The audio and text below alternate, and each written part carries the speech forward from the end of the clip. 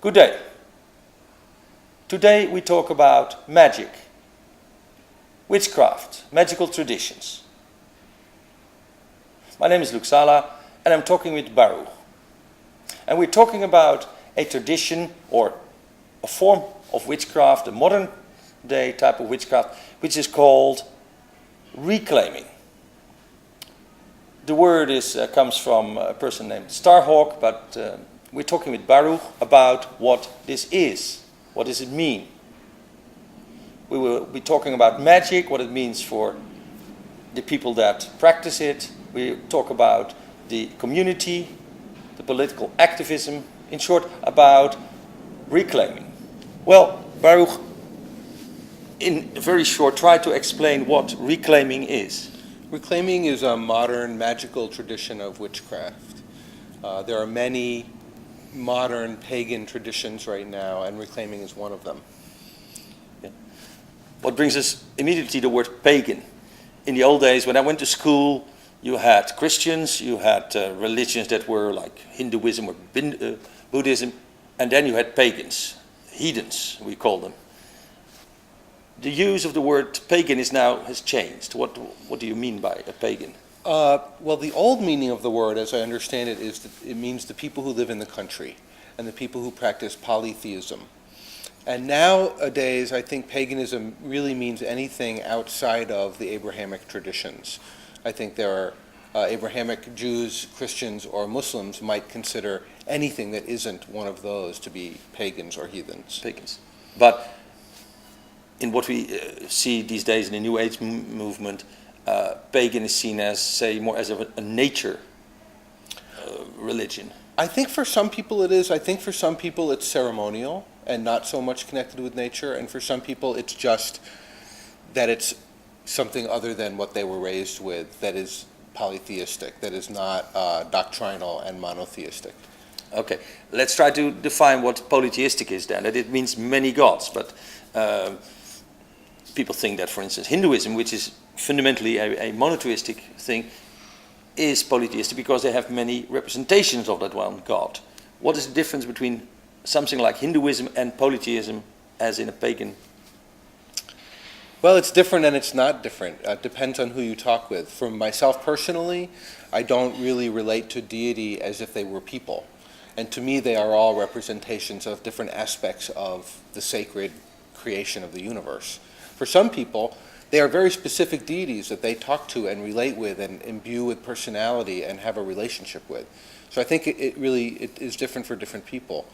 Okay, so what you're referring to is anthropomorphic thinking, that we want our God to be a father in heaven or whatever, a God out of the heavens who throws fireballs and stuff like that. Yeah? But I'll contradict myself and say there are times when I will talk with a deity and have a conversation and be sharing with them and honoring the aspects of creation that they represent to me and my relationship with that and what am I wanting there right now. So I think there's room to both see it as a construct of the mind and also to relate with it in a productive way. Okay, great. Now, we're talking with you, so Baruch. Who are you and what are you? Who am I? I'm a guy who has been traveling around for the last few years. I've been practicing this tradition of witchcraft for about 15 years. I am from the United States. I had a practice as a psychotherapist for 25 years and a body worker doing body work healing. I also am a teacher. I teach psychology at the university level. And okay, and you became interested in a person, Starhawk, who brought together all kinds of old traditions and new insights into a form that is now called reclaiming. Yeah? Well, I was introduced to one of her books called Dreaming the Dark, and it was a revelation to me because, not because it was new information, but because so much of what she was saying really fit with how I already saw the world in terms of my spirituality, my relationship with the earth, and my politics. So that became interesting to me. But you mentioned three things: politics, spirituality, and your relationship with the earth. Now, ecology is important, yes. Spirituality is important. The three are now combined in what you would call an activist way of being in the world and being on Earth? Yeah. I mean, personally, I feel a responsibility as a living being here to try and make it better. My parents always taught me, leave everything better than you found it. So if I'm a person who has a responsibility, which means that I have the ability to respond to what I experience, to what's in front of me, then it's my job as a human being to live a life that serves the things that I really believe in. Okay. Understand. Well, for me, when I heard the word reclaiming, I thought it's reclaiming old traditions. It's reclaiming our relationship to the earth. And then for me, it's like North American Indians would say, you know, whatever you do it for 7 generations down the road. If you spoil nature, be aware. It's not only for you and your children, but it will last for a long time. And I think these days we're becoming aware of that that's really what's happening. We have not made this world a better world. Okay, we can talk about reclaiming, but in fact it's a kind of witchcraft. Mm-hmm. Now, that makes people a little bit, witchcraft. So are you a witch? Yes. Ooh. Are you a warlock within the witchcraft? No, that word actually comes out of television and Judeo-Christian thinking. It's not part of our tradition. You're all witches, and okay, then is there a hierarchy in witchcraft, and are you a higher witch than the other witches? Some traditions in witchcraft have hierarchy where they have high priests and high priestesses. In reclaiming, we do not. There's no hierarchy. That's not right. There is a natural, organic hierarchy that comes out of people's proven abilities and proven commitments, but there is no high priest or high priestess. So in terms of hierarchy, you might have someone who has demonstrated a particular skill, and so they have some authority in relation to that skill. So in that way, there's hierarchy, but there isn't someone who can tell you what to do. Okay, but there are, of course, natural roles. Someone is preparing the stuff, someone is making sure everything works, someone makes an opening statement and stuff like that. And someone may take responsibility for doing a certain part of something, and so they would have more control in that piece. Okay. If I rephrase that question, do you feel equal to all the other witches within this reclaiming world? My voice is equal in the community. Am I equal in terms of are we the same? No. Okay, but there is no, like a practical hierarchy where someone on the top decides where this movement is going. No, we have no pope. You have no pope. Not even Starhawk. Not even Starhawk. Because we're talking about her, and she's a writer, and she has brought this together. Now, was that inspiration, or was that hard work, finding out what older traditions were there? How did it go? My understanding of the way reclaiming came to be is Starhawk had been firstly she was a student of psychology, and she began to study goddess religion and the past, and spirituality that was connected to the earth. And as part of that, and part of her political activism, she was joining with a number of people to protest at a nuclear power plant. I think it was 1979 or something around there in California. Out of that group that met, that affinity group that met and participated in that protest, was born reclaiming. So Starhawk is often credited with being the person who started reclaiming. She is one of the people who started reclaiming, and she's the most well-known and the one who has gone on to write the most books. Okay, yeah, but she has the talent. Yeah. That's clear. But now there are other traditions that do witchcraft. In the States there are many. In Europe we have witchcraft tradition, but some people call it, in England they tend to call it craft or magic with a CK. In the Crowley tradition we have the Gardnerians, we have the Druids, we have who are really going back much older. And you could say that Rosicrucians and Masons also are a kind of craft tradition. Yeah? Yeah. Would you agree with that? Yes. Okay. So where is reclaiming different from those groups? Reclaiming is different in a few ways that I'm aware of. Firstly, that we have no hierarchy, as stated.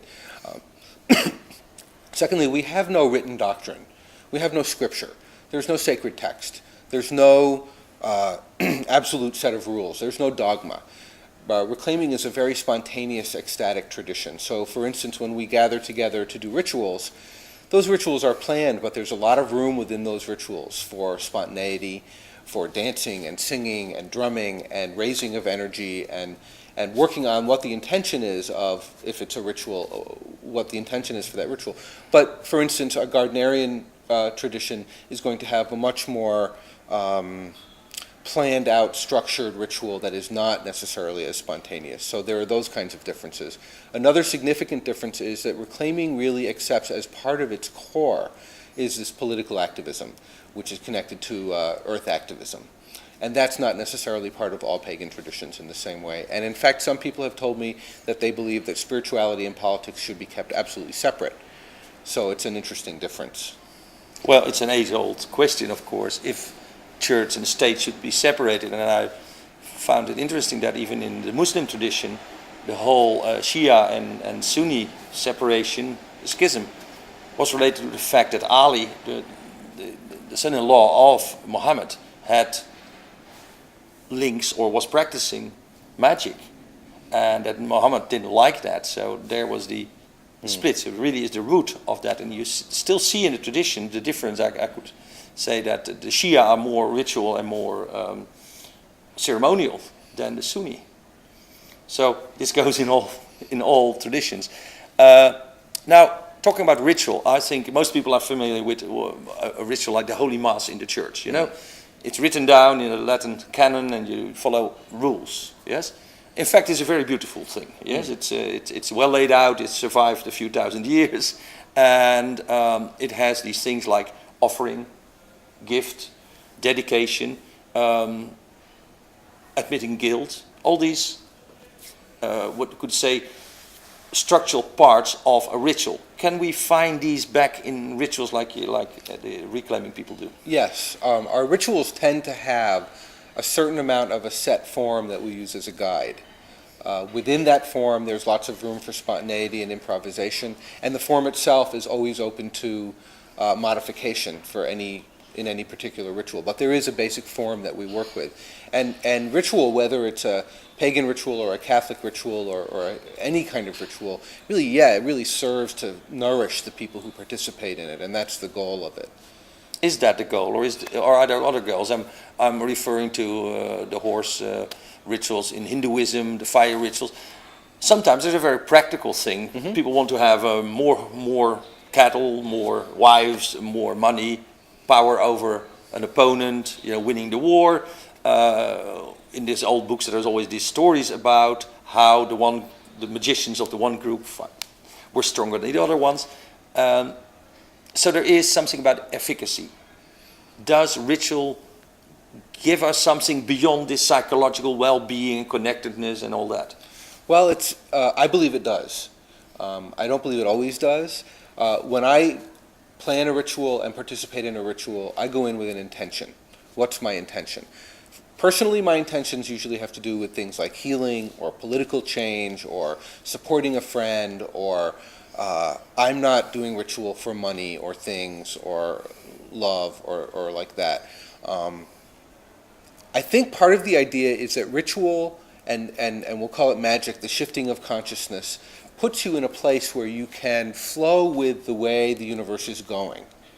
And when you're in that flow of things, and I think we all have a sense of like what it means when you're in the flow, because we sure know what it means when we're not. When you're in that flow, things happen. They sort of happen in the way you want them to because you've aligned yourself with this flow. What it has to be. Yeah. So there's a bit of the chicken and the egg here. Did I do the ritual because the flow was calling to me to join in that, or did I alter the way things were going by doing the ritual? Ultimately, I'm more concerned with finding that flow than how I got there. That's interesting, because you can look at these things as two opposing forces. The mystical force, where you receive, and the magical force, where you try to do something. Yeah, where you try to influence the present or the future. Mm-hmm. And we see that in the I Ching and all these symbols from the East, that there's always these two sides to it, and obviously that if you come to the core of the one side, you enter into the black dot of the other thing. We know these symbols. I always feel that the great magician becomes a mystic, and the great mystic acquires magical gifts, and I think that's what's happening in Indian Hindu tradition. But again, efficacy. People see, other people do. We've gone to church, and when I was brought up as a Catholic, we went to church and we were forgiven our sins. On the other hand, I participated in the Kumbh Mela, taking a dip in the Ganges, also doing something about your karma. We have a feeling that it brings us something tangible. As you say, healing, feeling better, riches, being in the world. Can it be proven? I think anecdotally. I think to try and prove it scientifically would be a challenging task. I don't know what the outcome would be. I certainly know that in any scientific research, the observer affects the outcome, so it depends on how this research was being conducted. Certainly anecdotally, I could tell you stories, and I know many, many people who could tell you stories of having done a ritual or made a spell, which is really a prayer, and had a result. Yeah. But you were already saying that sometimes we kind of align ourselves with what had to happen anyway. Yeah, but little things like, I don't know, if I lose something and I lose my keys, and maybe I would say, well, then I will put an offering out for the fairies and they will return my keys, and then the key shows up, and it shows up in a place that I know I looked. I don't have an explanation for that. So I think part of this too is that the inexplicable. There's mystery. There are some things that will not be understood and explained, and that personally I like that. Some people, I think it brings up some discomfort for them to not have understanding be the foundation of everything. But yeah, well, we have a whole class of scientists, and you're one of them, who are psychologists, who are kind of look into the mind and trying to work in it. And I refer to Carl Jung, for instance, who went in two directions. One was the I Ching and the synchronicity, which is out of time, not the phone rings and you pick it up and who's gonna, that kind of stuff. On the other hand, you have the causality, saying that your thoughts and your psychological makeup is resulting from your upbringing and whatever is hidden in the subconscious and unconscious parts of you. These two directions, one being in time and one being out of time, seem to be a paradox. They don't match. Now, the Western world lives in this causality, the rationality of a thing happened. Your psychological makeup is because your father was nice, or not nice to you, yeah? Witchcraft goes against that. You really live in the synchronicity world. Well, I think you've named the key thing to all of this, which is the paradox. The paradox is at the root of experiencing life. There is always a paradox. So for me, in witchcraft, we embrace the paradox. That is to me what, it actually, you see, it makes me smile. I love it that we have things that are obviously true, not explainable, that contradict each other. I think it's great. Yeah, but are you fooling yourself into circles, because that's what you do? You form circles with other people, have a good time, and then tell yourself that it has effect. Is it delusion? Is it reality? Probably some of both. I mean, does it matter? Delusion, let's change the word delusion to perception. Yeah. And say we create our perceptions. We create our perceptions based on all that psychological stuff you named, plus lots more. And so if we perceive something, then it's so. If we change the perception of our parents, for instance, and instead of hating them, we forgive them, obviously we change our own look at the world. Yeah. Sure. Okay. I want to go into a little bit part of what reclaiming is all about, and that is feminism. Yes, and now feminism for me is a word that's nice 60s, 70s, and you wear obviously a 60s shirt. Explain what feminism is within the reclaiming. I saw a great bumper sticker once that said, "Feminism is the radical notion that women are people too." I think we come out of a tradition in the West, certainly, of patriarchy, of male domination.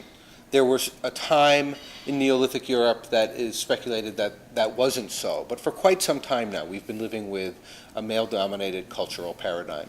Feminism says that the power needs to be shared. That's all. That's the basic premise of feminism, is that power is shared rather than manipulated from above. But it sounds like a very rational thinking. Women are equal. Yeah. if you look at history, maybe there was a time that women were more powerful. There were some stories, of course, about the Greek women that when things were different, and we have seen these little, I think Willersdorf, Venus of Willersdorf, whatever, little signs that maybe in the very old days women had more power or a more important role. But don't they have that role now, not being political leaders or businessmen or businesswomen then, but just doing what they do? Women are still raped on the street, beaten by their parents and their husbands, killed by their husbands, forced to have children they don't want to have. You tell me. Well, I would say now things have changed, but for the past a few hundred years, when there was war, not women were sent out, but men were sent out in the fields to get killed and do the And killing. as recently as Bosnia, women are raped as the spoils of war. Women are still an object to some extent in Western society. Bottom line, it hasn't changed that much, I think. But yet the word feminism has changed. From the 60s, it was a forward-looking movement, and now it's seen as you call yourself a feminist. It's a little bit tricky. The word, frankly, was sabotaged by the political right that did not like the direction feminism was taking things. That's what I believe. So through a lot of very successful media spin, this has been turned into a word which is either a joke, an anachronism, or is considered offensive. But that is simply a way of working with language to manipulate people. The idea behind feminism, whether you call it feminism or, chairism, it doesn't matter what you call it, the concept that males and females need to share power in order to create viable, sustainable society is really the point. Okay. Take that. But you mentioned that it's the media who manipulated our understanding of the word feminism. That's also a kind of magic. It's media magic, isn't it? Sure. Yeah. Is that different from what you do in the Reclaim?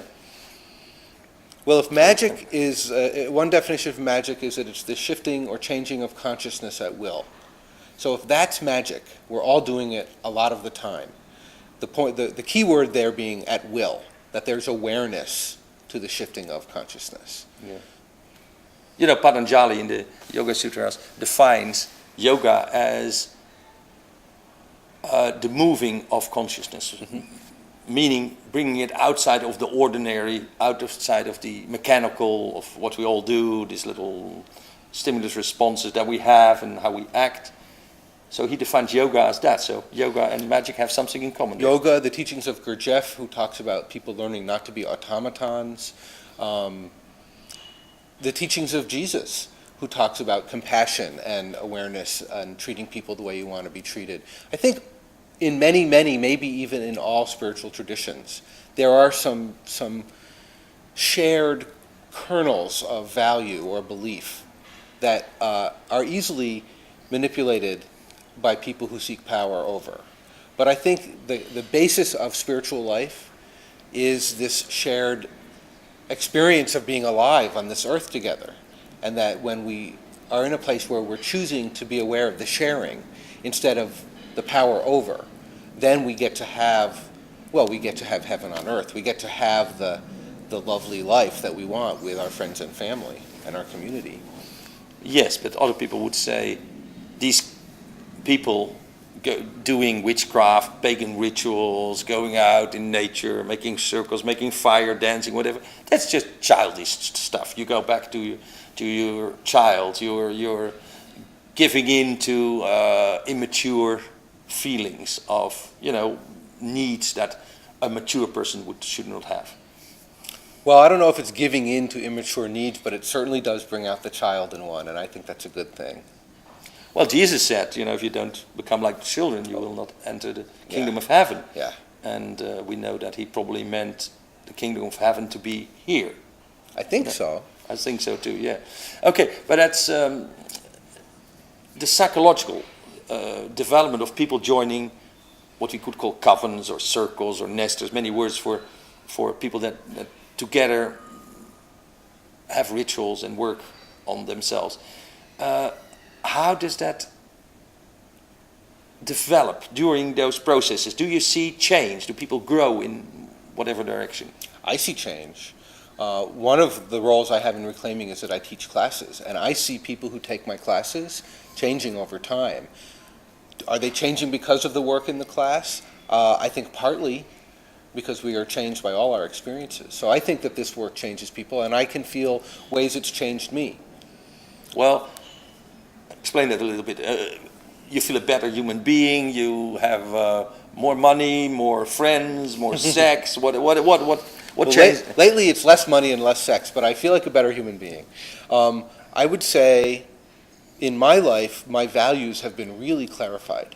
And in part through this magical work and in having the community I have that I work with in reclaiming, I've been able to make some choices that I was afraid to make. Like, I let go of full-time employment and owning a home and having lots of material things, and have focused my life much more on being on service and on offering what I can to people and on making a difference wherever I go, even if it's little, even if it's a little thing like a nice conversation at the bus stop, but to make that the point of my life is to be offering something of value. Yeah. And that comes out of this work. What I find amazing is that all through times, and even what we see now in the New Age, but also in the, as I say, the Masons or the Theosophical Society or all these organizations, all the people have the same goal. We want to be a better person. And if you really look at it, they really mean the same thing. Connectedness, no separation. And yet, all over the world, we have hundreds of thousands of groups, cults, movements. Why is that? Why can't we find a common Well, I think ground? as a species of human beings, we haven't developed yet to a certain point. We're working very hard to realize that we are actually all in this together. We haven't gotten there yet. Something will happen at some point, I believe, where the human consciousness is affected, and there is some way that we actually all experience that we're in it together, not as an idea in our mind, but as a reality of our experience. And then, I don't know what will happen then, but I believe we're working towards something like that. Do we have new tools? Some people say that the internet is in fact a tool by the earth to connect the people again and bring this unity. There's an ancient Hopi prophecy that one day there will be a web that covers the earth and helps bring peace. Well, that's nice. Might be the internet or whatever next technology we'll have. We have Wi-Fi now. Yeah, Mobile I mean, phones. it's a useful tool. Yeah. It's a very useful tool. Let's go a little bit about what practically happens in reclaiming. You give workshops. There are festivals, I assume. How does it go? A reclaiming festival. How do I see it? Do I see people dressed up in white or naked? You have a word for that. It's called sky-clad. I like that word. Nothing but. Yeah. How do I see that? Well, it depends what you go to. If you go to a reclaiming witch camp, which is a week-long event, and there are, I think, 12 or 13 in the world now, including in Europe and in Israel, you'll experience a structured week that has classes and where we work with a story throughout the week, and we tell that story gradually over the nighttime through rituals, and we work with the symbolism in the story, and we work with gaining personal tools and learning how to work magically and psychologically, because I think spirituality and psychology are close together. In morning classes, we do all that. Or you might go to a ritual that is one of the 8 festivals. There are 8 festivals in the year, the equinoxes and the solstices. And at that ritual, you would see something completely different, because that would be one evening, and that would involve a specific ritual form, with whatever changes people make in it. So it depends on what you go to. Will you go to a ritual and see people sky-clad? Depends on the ritual, depends on the people. Depends on the place. Depends on the place. Will you see people dressed in beautiful, colorful clothes? Yes. Will you see people dressed in their regular blue jeans and t-shirt? You'll see that too. You'll see people of all ages, teenagers to very old people.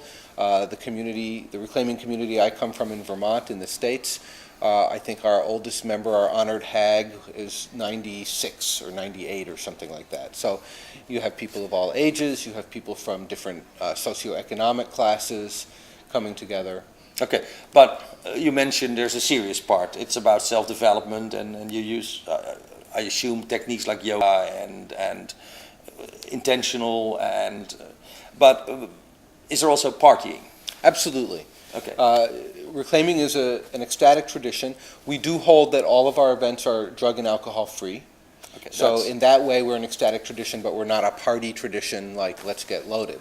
But lots of dancing and drumming and singing and hugging and kissing and sex, celebrating. Sex? I've never seen anyone have sex in a ritual. I've seen people sneak off, and I'm sure that they're probably. But that's not sex. part of. I mean, for some people, witchcraft is black masses and Right. stuff like that. No, That's we're not what doing you're doing that. No. Coming back, why do you do it? Do those people? Is it just a social thing again, or are they trying to? What is the goal of people joining? Well, I can tell you what I get out of going. Yes. I love the social aspect. I do. It's wonderful to see my friends. It's wonderful to go into that space of honoring the sacred with people who are doing the same thing at the same time.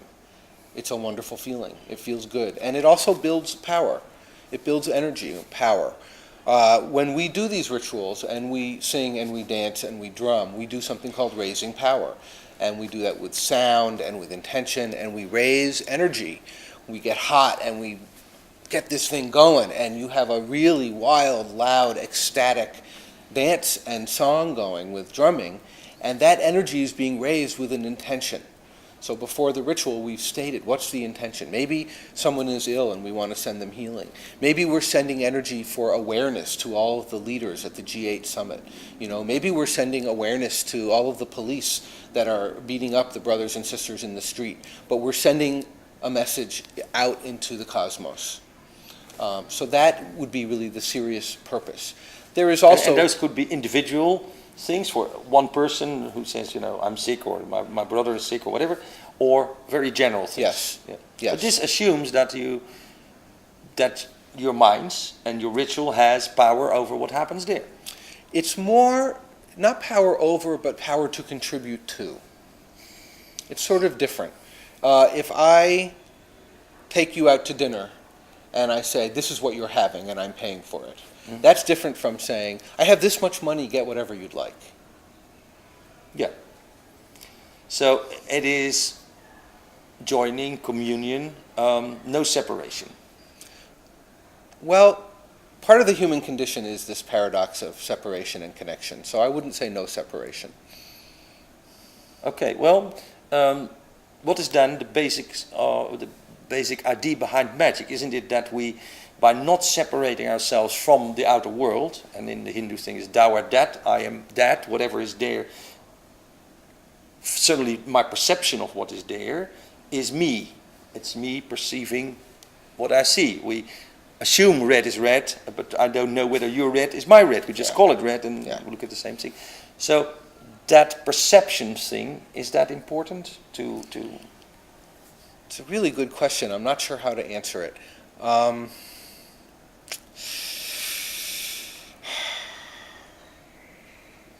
I think the point is that we are all doing this personal work. Within this individual, I'm doing my own personal work to be a better person, to do what healing I can, to make my contribution, whatever that looks like. You're doing the same thing in your own way. We appear to be separate people. We're in two separate bodies. We have different thoughts, different history, different experiences, and yet we are part of something. We are part of the field of life on this planet. We are part of a species we call humanity. We are part of culture. So there's separation and there's connection, and they are simultaneous and they are the same and they are different.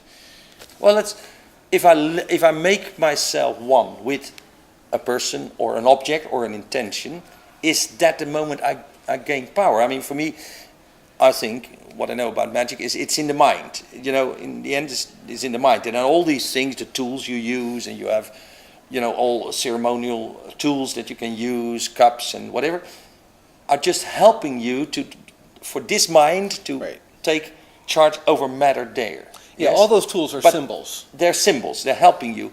But isn't the if you would, what in the East people would call enlightened, is it enlightenment being one with everything, and thereby having power over it? I would say it differently. I would say enlightenment is knowing that you already are one with everything, and always have The been. realization of that. Yes. Yeah? And always have been. We are one. Yeah. But Does that what I give- see in magic training is very much that we learn not to separate from the object, to understand Yeah. that the problems we have with our parents or with the police or in the world are really because we are separate. And those are projections and manifestations of ourself. Yeah. You know, if I am driving and every other driver is just pissing me off, that's something coming out of me too. That's not just about them. You use the term gain power over something, material things, when we've had that experience of enlightenment or oneness? I guess so. It's a hard. I don't want to say yes or no because I think again it's different for each person. I know that when I experience certain kinds of magical awareness, I guess is the best thing to call it, everything seems to go my way. And even the things that aren't don't bother me in the same way. But if I'm in a day where I'm in a funk and I'm not feeling connected to that, you know, the nicest things can happen to me and I still won't really appreciate them. So it's very subjective, as you say, it's in the mind. It's in the mind. Yeah, I'll tell you a little story. One time I can do a little trick with clouds. I can take them out of the sky. And that is not very special. Many children can do it. If you take a group of children, you tell them it works. You know? So one time I did it at university, and I said to the professor, you know, just point out and I'll take it out of the sky, and it works. And then I said, is this magic? And he said, no, it's not magic. You're just proving that you have an exceptional talent to predict which clouds are going to come out of the sky anyway. So this is the very story of magic versus mysticism. Mysticism as predicting and knowing what's coming your way, or actually doing something about it. And as you say, it's a paradox. It's both. Yeah? Okay. One of the things that is a little tricky there is healing. You mentioned healing is part of most esoteric traditions. But, you know, these days, it's actually illegal to do healing if you not have the credentials by the law. Mm-hmm. Is that a problem for reclaiming? Is it a problem? No. Well, you know that in this country at least, it is, if I tell you, man, I think you have whatever, an illness in your arm, I'm trespassing the law because I'm not a medical professional and I could not say that. So healing as diagnostic and practice of physical medicine is not what I'm talking about when I say healing. Healing is about directing life force for the highest good. So for some people that may mean getting over an illness. For some people that may mean their healing may happen in the illness culminating in their death. Healing is not a one-size-fits-all proposition. It's different for each person. But if my intention, if you tell me that you're hurting, something sad happened in your life, or you slammed your thumb in the door, and I say, do you want some healing for that? And you say yes, then what I'm going to be doing basically is just loving you and seeing you healed in whatever way that means, and is seeing you as getting what you need. Yeah, I know that, and I fully agree with that. What happened in this country is that some people that, you know, were having, say, cancer or whatever, they went to what they called alternative healing, and they died. And then the family goes and takes these people to court, and as a result of that, the laws are getting stricter. Homeopathic medicine containing more than 5 ingredients is now forbidden under EU law. Many herbs that we find in nature have been used thousands of years, can no longer be officially be used. You know, it's considered, it's considered illegal. You can get punished for it. This is happening in the States as well. Yeah. But this, again, is more about maintaining the monopoly on the economics of the medical profession than it is about healing. I agree, but is this one of the reasons why reclaiming is like also an activist group? Fighting these kind of tendency in the world to make everything rational and hard and laws. I think reclaiming's activism is very focused on environmentalism and on protecting people from violence, from harm, and on people having access to resources. And yeah, but so certainly that includes that, but I wouldn't say that particular aspect is a main focus in reclaiming. It's one of many. And people, there are thousands of people in reclaiming, and each person has their own thing they're most interested in. So there are lots of different people who are politically and spiritually active with relating to lots of different issues. Okay, I want to finish with talking about values. What are values? That's very hard. And I think Immanuel Kant was one of the people who really tried in the Kritiek der reine Vernunft, which is, I feel, wrongly translated as pure reason. I think it should have been pure reasonability. Because what he talks about is reasonability, and he goes on in writing about ethics, how ethics and reasonability are really not rational. They are metaphysical. They are about good and bad. And we know that good in this world or in another country or, is different, yes? What is good in the one culture is not good in the other. So good and bad are really... Democracy is the same thing. And that's the key word is culture. It's culture, yes. But so there is this reasonability that we're looking at. Do you think that I call it a tradition, but it isn't, but within reclaiming, that reasonability plays a role? I think it's a community that has a lot of intellectuals, and so there's a lot of critical thinking. Not only intellectuals, but I think reasonability, the idea that something needs to actually feel congruous with one's insides. Yes, something that is a strongly held value.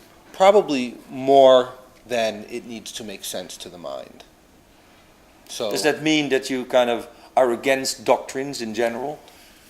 Or are you just replacing the... Well, that would be a doctrine that I would have to not subscribe to be against doctrines. I think it's really personal. I mean, I worked with the I Ching every day for years.